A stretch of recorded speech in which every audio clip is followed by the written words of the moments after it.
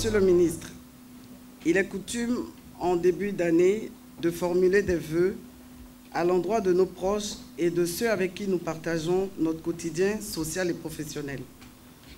Aussi, voudrais-je sacrifier à cette tradition en portant la voix de tous vos collaborateurs pour vous adresser nos vœux de santé, de prospérité et de bonheur sous la protection divine. Ces vœux s'adressent également à votre famille, ainsi qu'à toutes les personnes qui vous sont chères. Que la clairvoyance, la finesse d'esprit et le travail bien fait qui ont toujours guidé votre action continuent de vous accompagner durant toute cette année dans l'exercice de vos importantes missions au sein du gouvernement. Monsieur le ministre, nous avons été des témoins privilégiés des efforts que vous avez dû déployer pour relever au cours de la gestion écoulée les nombreux défis induits par un contexte caractérisé par divers chocs extérieurs qui ont engendré une pression considérable dans la conduite de la politique économique et financière. Face à ces défis, vous avez en nombre de missions su répondre aux attentes de nos plus hautes autorités en donnant les orientations nécessaires à toute votre équipe. Monsieur le ministre, 2024 constitue une année charnière dans la mise en œuvre de la politique économique et financière de notre pays.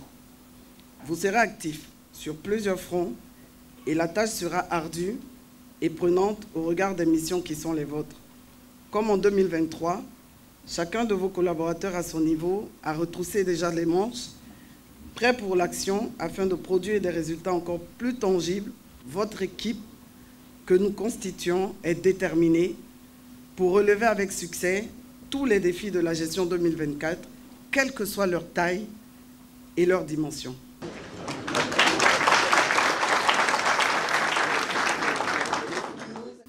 Vous êtes un champion. Vous êtes notre champion. Vous êtes aussi notre capitaine.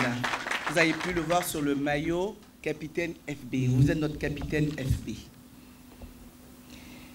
Comme vous pouvez le voir, nous l'avons inscrit fièrement au dossard du maillot à vous offrir ce jour.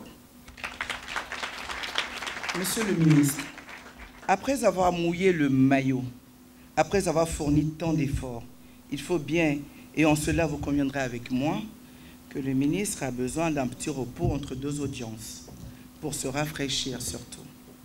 La transition est donc toute trouvée à ce stade de mon propos, avec le cadeau que vous pouvez voir à l'écran.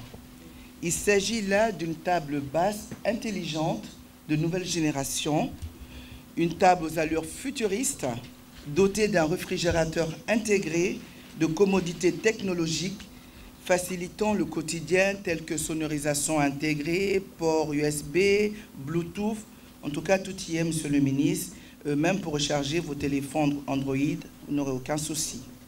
Monsieur le ministre, que dis-je, capitaine? Telle est l'économie que nous pouvons faire sur la symbolique de ces deux présents qu'il a bien plu à vos collaborateurs de vous offrir ce jour. Mesdames et messieurs, chers collaborateurs, par-delà les présentations de vœux, cette cérémonie nous offre le cadre idéal pour dresser le bilan de nos activités au titre de l'année écoulée et pour définir nos priorités pour la gestion 2024. S'agissant du bilan de nos activités, la gestion 2023 a été marquée par d'importants acquis dont j'évoquerai quelques-uns. En effet, face à une conjoncture internationale défavorable, un nouveau programme économique et financier a été conclu avec le Fonds monétaire international pour la période 2023-2026, avec pour objectif principal de préserver la viabilité des finances publiques et d'accélérer la transformation structurelle de notre économie. Dans cette dynamique, et en dépit du durcissement des conditions de financement sur les marchés, notre département ministériel a œuvré à la mobilisation des ressources nécessaires au financement de l'action gouvernementale. Ainsi, à fin 2023, ce sont environ 2 492 milliards de francs CFA qui ont été mobilisés sur le marché régional et ce, grâce à la contribution de tous les acteurs du système financier national et sous-régional. Notre département ministériel a également coordonné l'exécution dans les délais convenus, des mesures préalables au décaissement des appuis budgétaires en provenance de nos partenaires techniques et financiers. Les performances réalisées à cet effet se sont traduites par un montant total de 433,5 milliards de francs CFA d'appui budgétaire mobilisés à fin 2023, hors financement FMI.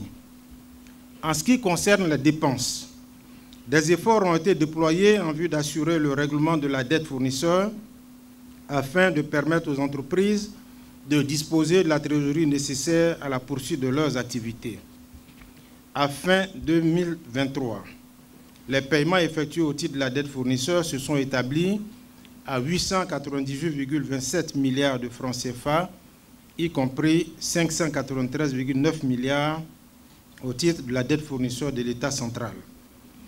Au-delà de la dette fournisseur, il convient de noter le remboursement des crédits de TVA avec un montant de 142,1 milliards de francs CFA sur 175,1 milliards de factures reçues, soit environ 80,8% de taux de remboursement.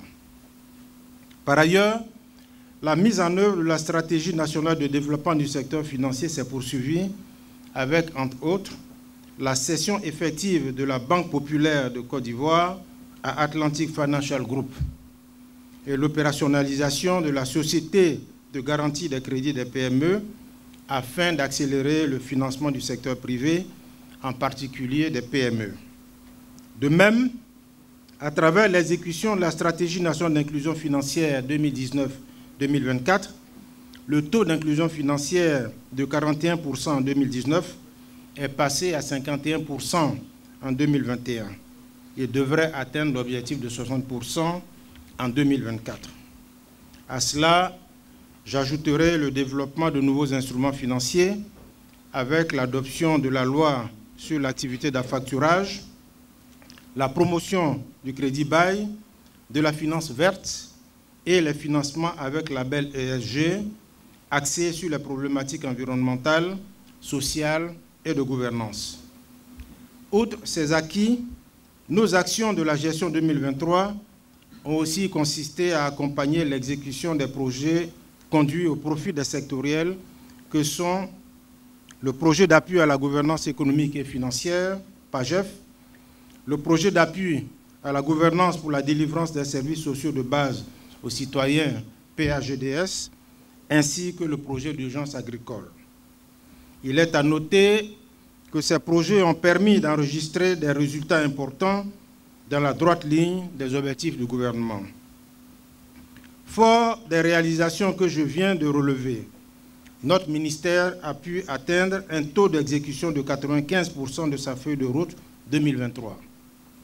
À la lumière d'un tel score, je tiens à exprimer à tout le personnel ma satisfaction pour les efforts consentis au service de notre ministère et partant de l'État. Vous pouvez être fiers de vous et vous acclamer. Mesdames et messieurs, chers collaborateurs, à ce stade de mon propos, je voudrais relever que le récent changement institutionnel intervenu au niveau de notre département ministériel avec l'intégration de nouvelles missions à nos attributions nous incline à plus d'abnégation et d'efficacité dans l'accomplissement de nos tâches. Et comme vous le savez, 2024, à l'instar de 2023, est une année dédiée à la jeunesse et à la poursuite des projets et programmes dédiés aux jeunes. Ainsi, conformément aux orientations de nos plus hautes autorités, notre objectif ultime sera de veiller à une politique budgétaire efficace afin de soutenir la transformation structurelle de notre économie pour maintenir les acquis en matière de développement. À cet égard, notre département ministériel devra articuler ses actions autour de 6 priorités à inscrire dans la feuille de route 2024, à savoir 1. Assurer la mise en œuvre satisfaisante du programme économique et financier 2023-2026. 2. Mobiliser les ressources intérieures pour le financement des priorités du gouvernement. 3. Mettre en œuvre la stratégie de réforme des finances publiques. 4. poursuivre l'exécution de la stratégie de réforme du secteur financier. Et 5, exécuter avec célérité les projets et programmes sous la tutelle du ministère. Et 6, suivre l'exécution du budget 2024 et élaborer l'avant-projet de loi de finances 2025 dans les délais constitutionnels. Nos efforts de l'année 2024 doivent également servir à accompagner le développement du secteur privé. À ce titre, les actions à réaliser porteront notamment sur le paiement de la dette fournisseur à bonne date, le remboursement du crédit de TVA, l'organisation des rencontres du comité de concertation État-secteur privé en vue d'adresser toutes les préoccupations des faîtières du secteur privé et l'accélération du programme PEPIT par la finalisation de la sélection de la première cohorte au cours des tout prochains jours et le lancement de la sélection de la deuxième cohorte de bénéficiaires. Mesdames et messieurs, chers collaborateurs, comme nous pouvons le noter, 2024 est une année de fortes attentes en termes de résultats. Il nous faudra donc redoubler d'ardeur face aux défis liés à l'exécution des missions qui nous sont dévolues. Et je sais pouvoir compter sur l'engagement de tous à faire mieux aujourd'hui qu'hier dans un esprit d'équipe. De manière concrète, il s'agira de présenter à l'heure du bilan des résultats satisfaisants et probants. Il reste entendu que l'exécution de nos missions doit avoir pour socle le sens du devoir et le respect des valeurs d'éthique et de déontologie. Pour ma part, je m'emploierai à garantir un environnement de travail propice à l'atteinte des objectifs prioritaires que je viens de citer.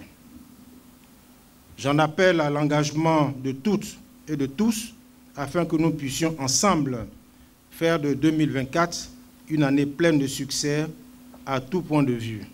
C'est sur ces mots que je voudrais mettre un terme à mon intervention en vous réitérant mes vœux les meilleurs pour l'année nouvelle. Bonne et heureuse année 2024 à toutes et à tous. Je vous remercie.